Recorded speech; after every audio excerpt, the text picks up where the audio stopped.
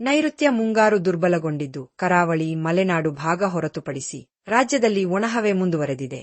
ರಾಜ್ಯದಲ್ಲಿ ಕಳೆದ 1 ತಿಂಗಳಿನಿಂದ ಬಿಟ್ಟು ಬಿಡದೆ ಮಳೆಯಾಗುತ್ತಿತ್ತು.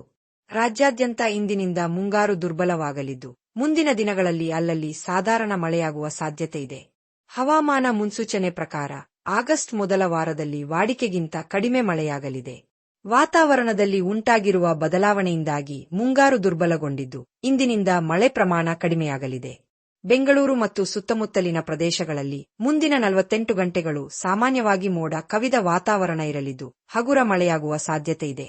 ಉಡುಪಿ, ಚಿಕ್ಕಮಗಳೂರು, ಕೊಡಗು, ದಕ್ಷಿಣ ಕನ್ನಡ ಸೇರಿ ಹಲವೆಡೆ ನಿನ್ನೆ ಮಳೆಯಾಗಿದೆ.